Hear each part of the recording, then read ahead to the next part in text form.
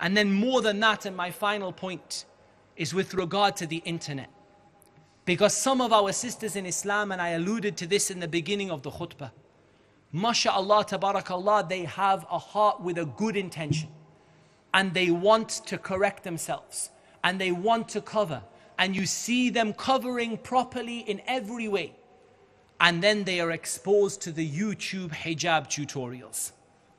And Allahul Musta'an, some shaitana, a devil in the sight or in the clothing of a human being comes and says that this is how you should wear your hijab. And then they take this sister who wants to wear the hijab and they ruin her.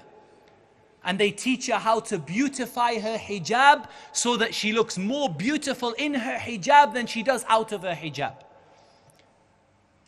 And in Facebook and Twitter and all of the rest, that the people are there and they are not saying to our sisters, take off your hijab. They are telling them to take it off in a different way, to beautify it, to put on the makeup, to wear it in a style that makes you look good. I say to our sisters in Islam, if your hijab looks good, it is not the Islamic hijab. Wallahi, if your hijab looks good, you have contradicted the very asal, the very fundamental, the very purpose of the hijab.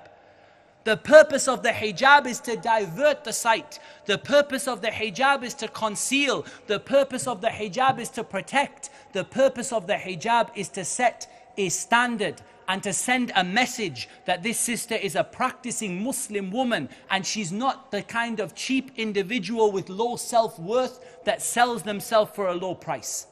That is what the hijab is for. And there are sisters telling our sisters in Islam, and most of them are from the Sufiya or from the people from Ahlul Bid'ah, and they are coming and telling our sisters in Islam to remove their hijab in a different way. Whether it is the way that they wear it, or the color, or the design, or the way to look at it, and none of them have any knowledge of Islam, or any knowledge of fiqh. And yet they come, and in a way that attracts people who want to practice Islam, and this is from the shubahat that we must be careful of. This is from the shubahat that as brothers and sisters we must be careful of. And so this khutbah today is not simply aimed towards only our sisters in Islam, but towards the brothers who are responsible for them, and indeed towards the whole Muslim community, to come together to protect one of our greatest assets in Islam. The greatest mata', the best of the pleasures of this dunya, the best thing that you can have in this dunya is a pious woman. And this asset of ours is being eroded and attacked by the non-Muslims and by some of the Muslims as well.